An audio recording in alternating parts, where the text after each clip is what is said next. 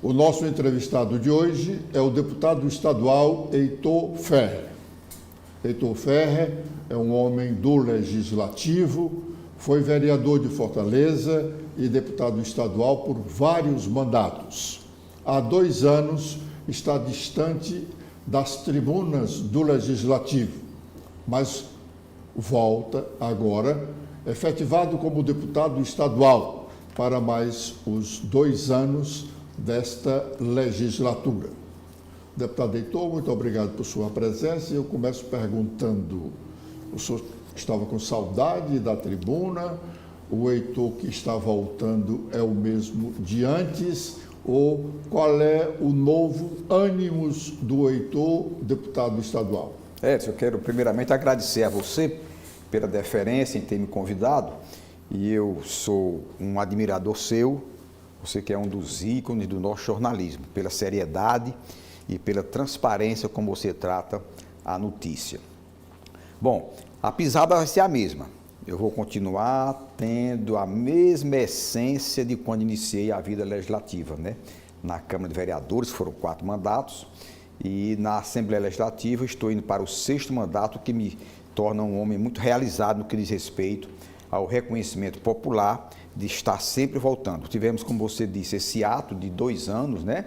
Mas eu digo muito quando me encontro com as pessoas, digo, olha, o jogo se define no segundo tempo, né? Então, os primeiros 45 minutos eu não estava atuando, estava no banco, efetivado agora com a eleição do Oscar à Prefeitura de Sobral, assumo definitivamente esses 2 anos finais.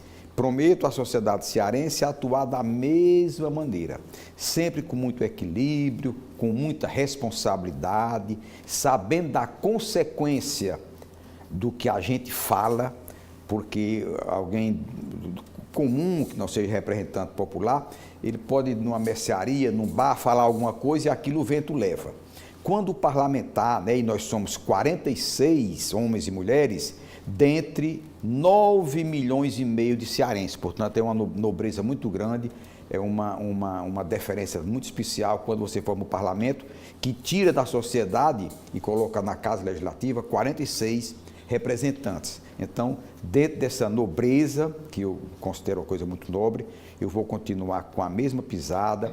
De início, digo que sou oposição ao governo, vou fazer oposição, porque quando a gente está nas ruas, a gente diz que vai fazer a representação popular, ou seja, vai representar o povo. E quando chega na Assembleia, vem aquela história de base aliada ou oposição.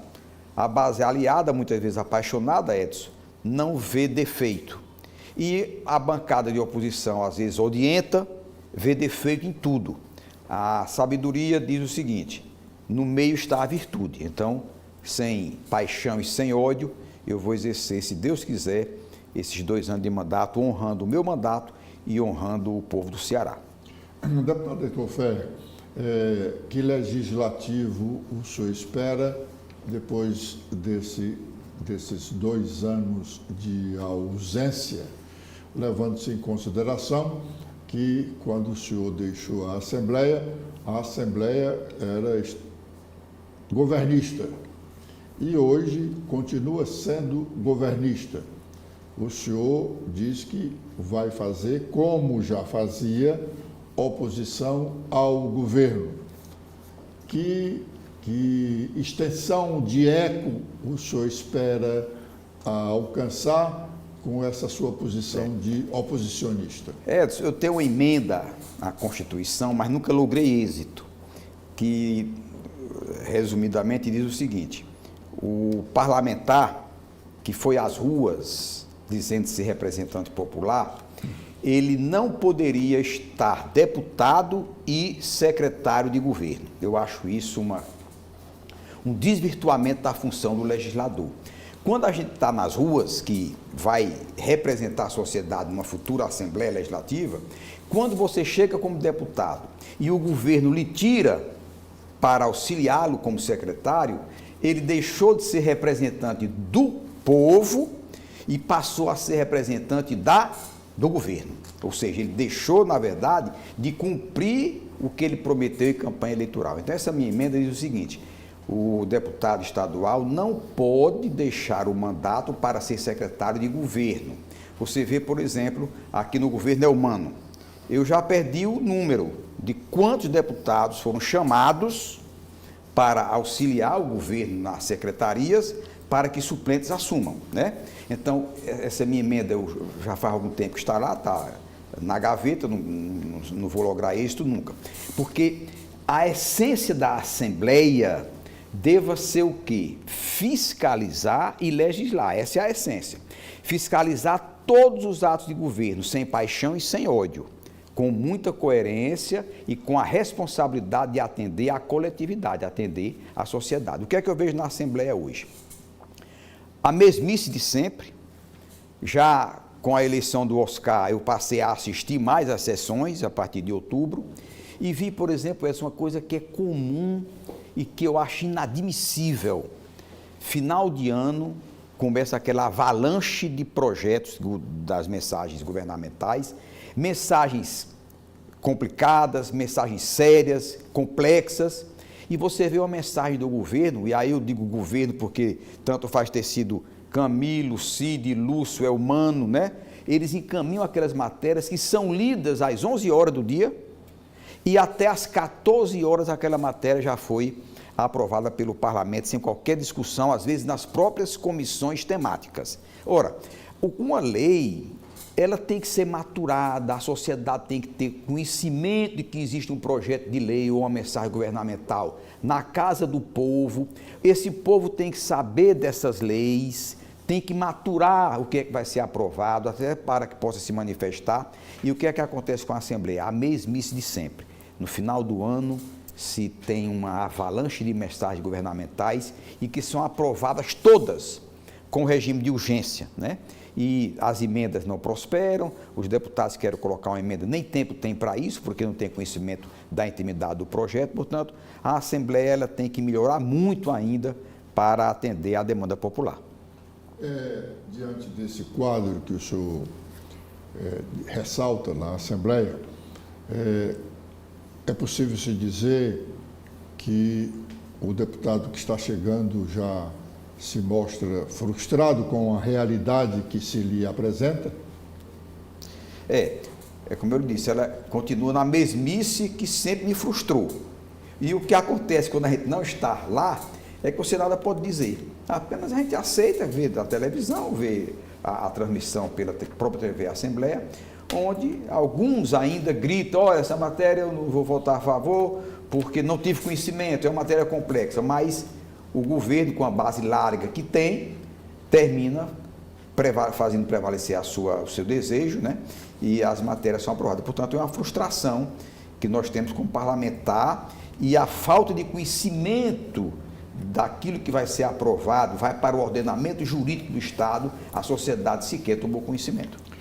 Deputado, aproveitando essa sua descrição, eu pergunto ao senhor, como é que o deputado pode, representante do povo, do eleitorado do Estado, 9 milhões e tantos de habitantes, 6 milhões e meio, 7 milhões, talvez cheguemos a 2026 com esse número de eleitores, como é que ele pode dizer, olha, eu sou representante realmente do povo, mas o ano tem 365 dias e os deputados, por exemplo, no ano de 2024 trabalharam 99 dias. É uma coisa que... Que representação ele pode realmente exercer?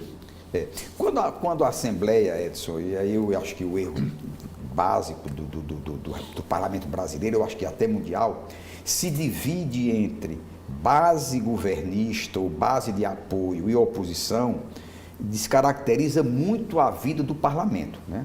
Se nesses 90 dias, você disse que efetivamente... 99 sessões, né? A demanda social, a demanda popular, os problemas que a sociedade enfrenta, eles tivessem sido minimamente resolvidos e as demandas tivessem sido atendidas, era para se bater palma. O grande problema é neste vácuo, neste ato que se tem, nesse espaço, onde o parlamento, e isso não é o parlamento cearense só, é o parlamento como um todo, o parlamento termina frustrando a representação popular, porque, como o próprio nome diz, o parlamentar, o representante popular, obviamente por essa conjunção de força de governo e sociedade, governo e oposição, esse parlamento termina não entregando aquilo que a sociedade tanto almeja, né? Que são saúde, educação e segurança pública. São os 3 pilares éticos, que você acompanha política há muito tempo, né? Trabalha na imprensa há muito tempo. Esses 3 pilares dos discursos governamentais são os que mais falham: a saúde, a educação e a segurança. E são exatamente as 3 áreas onde a sociedade mais apresenta demandas, porque são nelas que estão as maiores frustrações. Você vê, por exemplo, no estado do Ceará, a saúde pública em que nível está. A segurança pública, que hoje nós estamos vivenciando, um dos períodos mais violentos que o estado do Ceará presencia.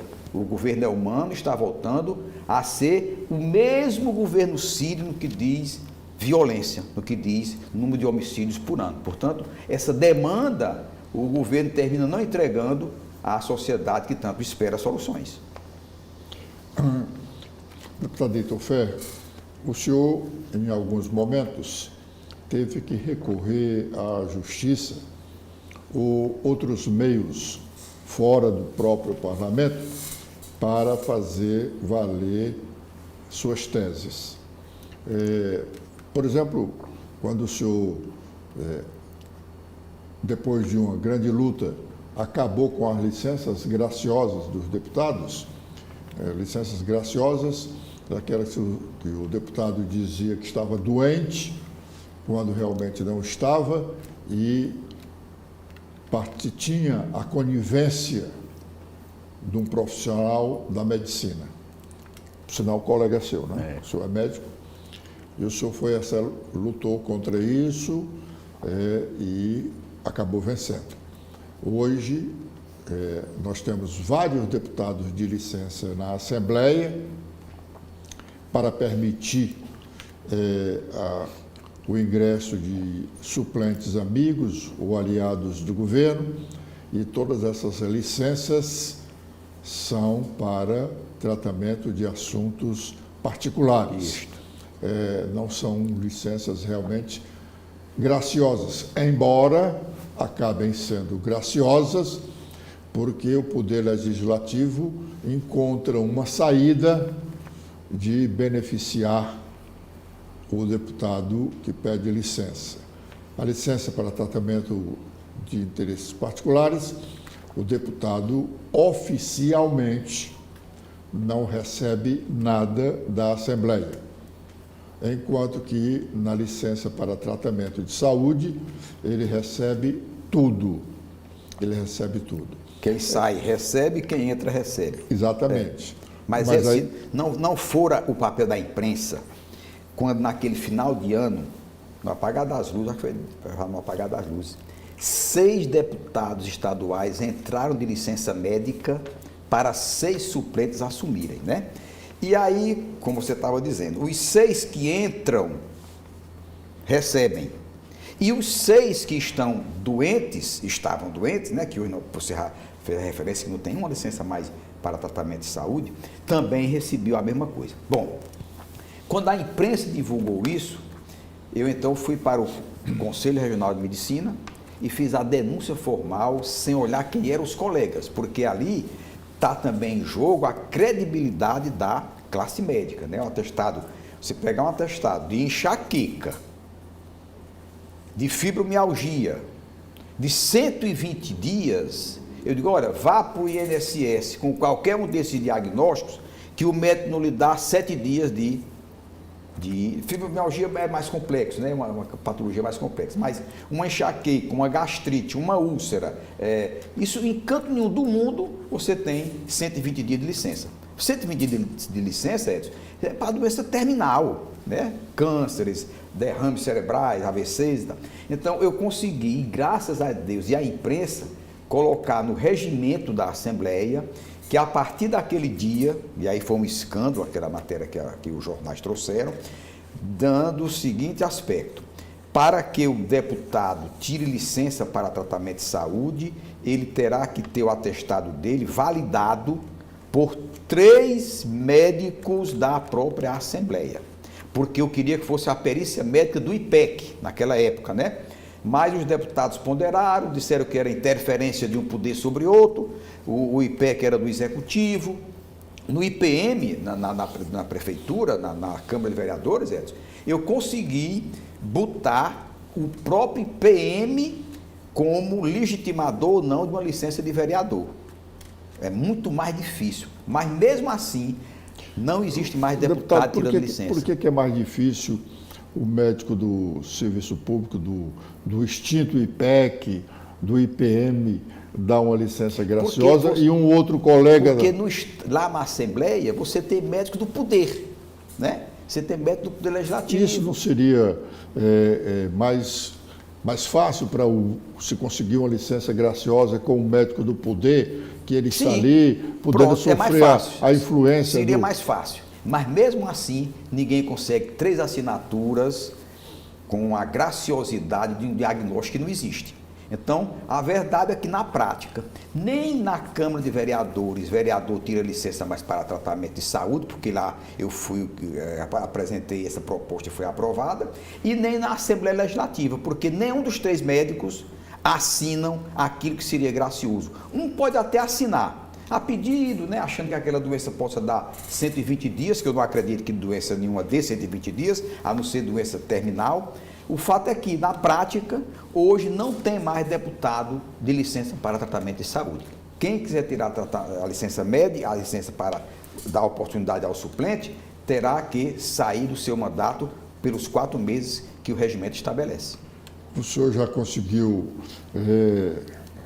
ser aceito pelos seus colegas médicos depois desse movimento? Porque naquele momento foi eu lembro que o senhor sofreu muitas restrições de colegas, né? Inclusive um que era muito meu amigo, eu não fui ver o atestado de quem era, Edson, porque se você vai olhar quem está ali, você termina tendo certo receio ou constrangimento, né? Eu peguei os 6 atestados médicos que estavam lá nas licenças e encaminhei para o Conselho Regional de Medicina. O fato é que aquilo valeu como alerta, né? As pessoas têm que ter muito cuidado em dar um atestado médico dessa forma, porque o próprio deputado, como eu ouvi de alguns, dizia que tinha comprado o atestado médico, né? E que eu não acredito que um médico se sirva, talvez se beneficie. O exagero dele, né? O médico não vai se beneficiar, nem vai fazer esse tipo de conduta. Mas o senhor fez referência aí ao trabalho da imprensa para contribuir com essa sua posição de acabar com os atestados graciosos para licenças médicas, mas também nós jornalistas, na época, tivemos um outro momento também muito interessante, que foi acabar com as sessões extraordinárias que eram remuneradas. Eu tinha dia que a sessão ordinária demorava 10 minutos e se convocava... Eram os famosos jetons. Exatamente, 5 sessões extraordinárias para aquele mesmo dia. E aí nós fizemos realmente um trabalho e que se acabou hoje. A Assembleia, no ano de 2024, fez apenas 99 sessões ordinárias. A Assembleia só faz sessão ordinária de terça a quinta, terça, quarta e quinta-feira. Não trabalha na segunda nem na sexta. Mas ela fez um número bem maior de sessões extraordinárias que não são mais remuneradas. Não são mais remuneradas. Eu ouvi de alguns deputados exatamente reclamando. Esses jornalistas não tem o que fazer, ficam contando as sessões extraordinárias. Se não fosse o papel e a boa vontade do jornalismo, do jornalista, da imprensa, nós ainda hoje teríamos o auxílio paletó. Você lembra bem que o auxílio paletó era o 13º salário, aí tinha o 14º salário, que era uma ajuda de custo, e tinha o 15º, que Aliás, era o auxílio paletó. Eu Tira consegui... o 01, né? Que é o 01, que era logo no início da Logo no início. legislatura. Então eu consegui acabar isso na Câmara de Vereadores pelos idos de 96. A presidência era do Zé Maria Couto, né? Depois, por um escândalo nacional, que o Congresso Nacional fez convocações extraordinárias e terminou não fazendo uma sessão para poder remunerar os deputados. Então, o escândalo foi tão grande que, por conta disso, esse auxílio paletó, que é o 13º, 14º e 15º salário, o 14º e o 15º foram extintos, né? Ou seja, esticaram demais a baladeira e terminou perdendo essa premiação natalina, né?